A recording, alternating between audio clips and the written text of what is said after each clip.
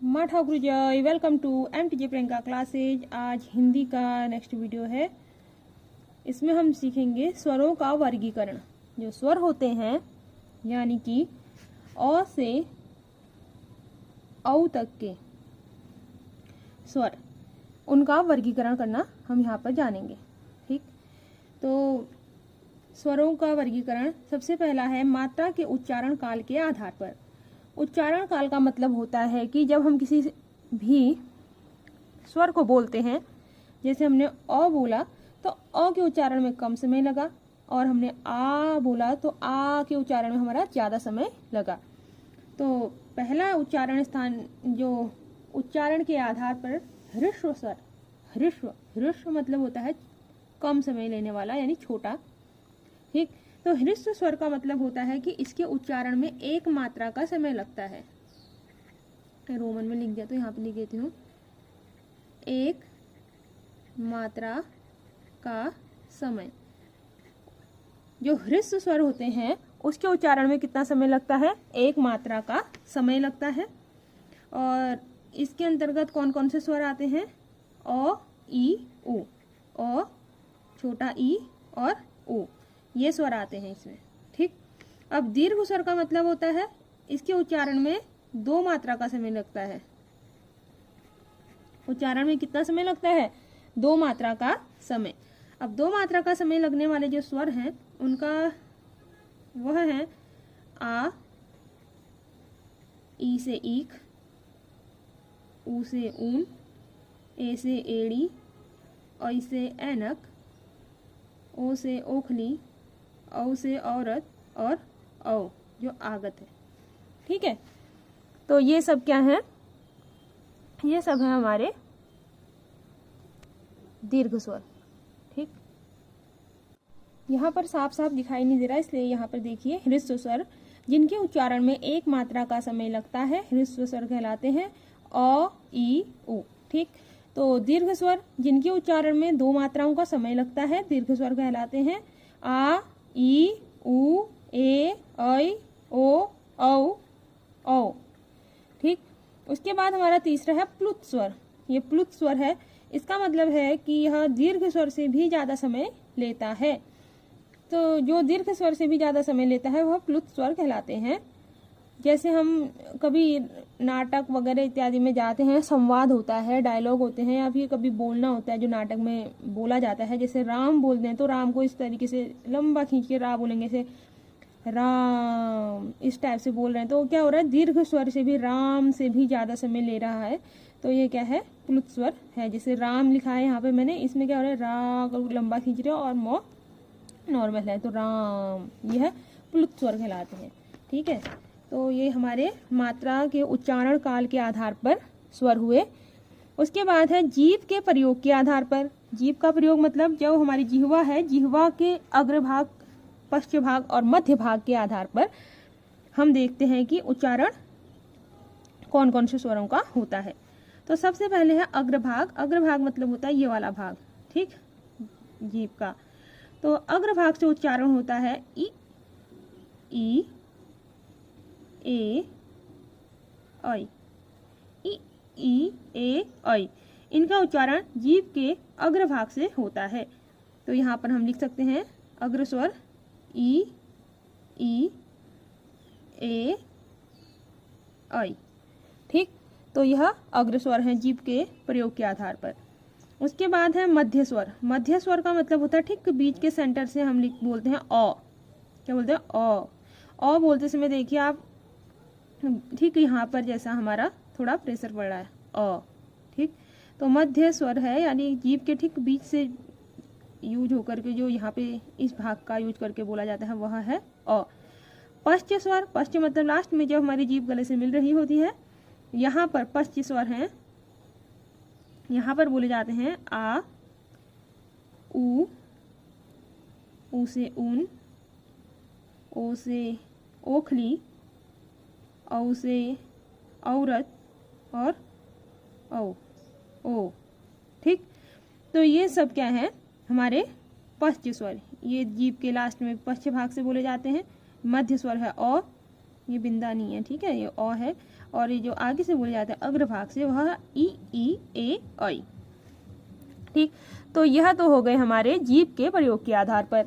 अब देखते हैं मुख द्वार, मुख विवर, मतलब जब हम मुंह खोलते हैं उस समय जो मुंह के अंदर का जो विवर, विवर मतलब होता है जगह होती है के खुलने के आधार पर, यानी हमारे मुंह के खुलने के आधार पर जो उच्चारण किए जाते हैं उन स्वरों का वर्गीकरण। ठीक है, तो हमारा जो मुख का विवर्त है वो 4 प्रकार से खुलता है, 4 मतलब 4 तरीके से खुलता है।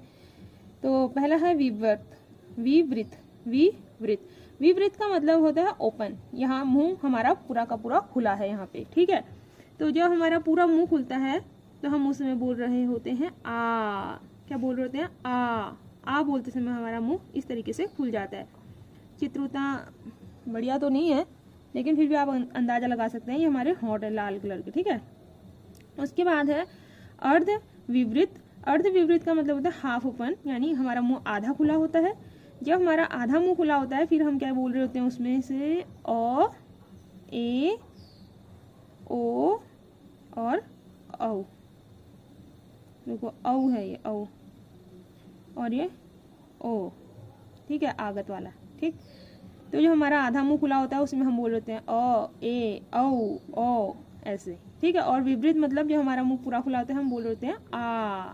ठीक, और अर्ध समृत, अर्ध समृत मतलब हाफ क्लोज। हाफ क्लोज मतलब अब हमारा मुंह बंद ही होने वाला है, होंठ मतलब बंद होने वाले हैं, तो हाफ क्लोज में हम बोलते हैं ए,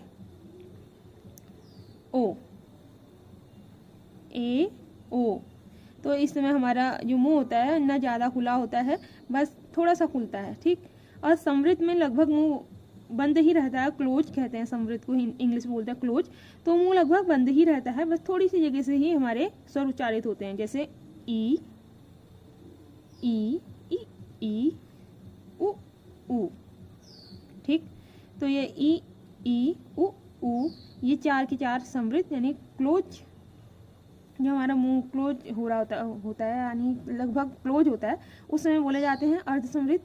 तो थोड़ा सा बंद होता है मुंह उस समय ए, ओ बोले जाते हैं। और जब अर्ध विवृत आधा मुंह बंद रहता है या आधा मुंह खुला रहता है उस समय बोले जाते हैं ओ, ए, औ, ओ। और जिसमें हमारा पूरा मुंह खुला होता है उसमें बोला जाता है आ। ठीक, अब होठों की स्थिति के आधार पर, ओष्ठ मतलब होठ होता है, होठों की स्थिति के आधार पर जो बोले जाते हैं वह है पहला है यहाँ पे अवृतमुखी। अवृतमुखी मतलब हमारे होंठ वृत्ताकार नहीं है, वृत्त नहीं बना रहे, गोल नहीं है। तो ठीक है ना, यहाँ पे होंठ हमारे गोल नहीं है, यानी हमारा मुंह कम खुला है, थोड़ा सा ही हमारे होंठ खुले हैं। ठीक, तो जो अवृतमुखी जो मुंह के जो होंठ होते हैं इनका, ये जब अवृतमुखी होते हैं उस समय हमारा उच्चारण हो रहा होता है अ, आ, ई, ए, ऐ। ये अवृतमुखी में जो अवृतमुखी होते हैं होंठ पूर्णतः वृत्ताकार नहीं होते, पूरा गोला नहीं बनाते हैं होंठ का, उस समय इनका उच्चारण हो रहा होता है। और जब हमारे होंठ पूरा गोल बनते हैं तो उस समय जैसे वृत्ताकार होता है, गोल से शेप दे रहे होते हैं, तो उस समय होता है ऊ। देखिए ऊ पाउट टाइप का बन रहा ऊ, और ऊ थोड़ा पाउट टाइप का बन रहा। आप उच्चारण करके स्वयं भी अपने होठों को देख सकते हैं आईने में। ठीक, उसके बाद है ओ, औ, आगत वाला ओ। ठीक, तो ये वृत्तमुखी होंठ होने पर इनका उच्चारण होता है और अवृतमुखी होंठ होने पर इनका उच्चारण होता है। या हम कह सकते हैं कि ये स्वर ही है, अवृतमुखी स्वर अ, आ, ई, ए, ऐ। वृत्तमुखी स्वर उ, ऊ, ओ, औ, ओ।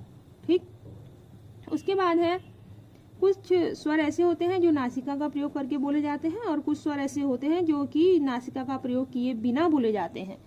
तो जो स्वर नासिका का प्रयोग करके बोले जाते हैं, ठीक, वह स्वर तो अनुनासिक कहलाते हैं, और जिनका प्रयोग नासिका का प्रयोग किए बिना होता है, जिन स्वरों को बोलते हैं हम बिना नासिका का प्रयोग किए, यानी नाक में हमारे पहाड़ी में कहते हैं नाक में वचन डालना, तो जिनको बोलते समय नाक का प्रयोग ही नहीं होता है वो स्वर होते हैं मौखिक स्वर, यानी मुख से बोले जाने वाले स्वर, या फिर उसे दूसरा नाम बोल सकते हैं हम निर्नुनासिक। ठीक, तो जो निर्नुनासिक हैं यानी जो मुंह से, जो गले से हवा निकलती है, मुख से हवा निकलती है ना कि नाक से, तो वे स्वर हैं हमारे अ, आ, ई आदि। लगभग जितने भी स्वर हैं ये इसमें ही आ जाएंगे। इसके अलावा अगर हम अनुनासिक स्वरों की बात करें तो ये होगा हमारा अंग, फिर किसी के भी ऊपर ऐसे बिंदा, चंद्र बिंदा लगाओ, तो इस टाइप के जो स्वर होंगे वह होंगे हमारे अनुनासिक स्वर। अब बात करते हैं घोषत्व के आधार पर। घोषत्व मतलब कंपन, जो हमारा किसी भी वर्ण को या फिर स्वर को, किसी को भी बोलते समय, किसी वर्ण को बोलते समय हमारा क्या होता है, कंपन सा महसूस होता है गले में। स्वतंत्र ध्वनि में कंपन होने पर उन्हें सघोष बोला जाता है। ठीक है, तो हमारे सारे के सारे स्वर ठीक सघोष हैं। जितने भी स्वर हैं हिंदी वर्णमाला में सभी क्या हैं, सघोष हैं, यानी स्वतंत्र ध्वनि में कंपन होने पर उन्हें स्वघोष बोला जाता है, और सभी स्वरों को उच्चारण करते समय स्वतंत्र ध्वनि में कंपन होती है। ठीक, तो जो आज का हमारा टॉपिक था स्वरों का वर्गीकरण, यह लगभग पूरा हो गया है। और जो ये चित्र हैं, चित्र उतने स्पष्ट से नहीं है, तो इसमें हम एक काम कर सकते हैं, जब भी आप इसको पढ़ें तो आप अपने होठों की आकृतियों को भी देखें कि, और मुख की आकृति को देखें। यहाँ मुख द्वार की बात कर रहे हैं तो आप मुख को देखें कि उस प्रकार से बन रहे हैं नहीं बन रहे हैं, और जब होठों की आकृति है तो देख लीजिएगा किस प्रकार के हमारे होठ बन रहे हैं। ठीक है, so thank you for watching my channel, please like and subscribe.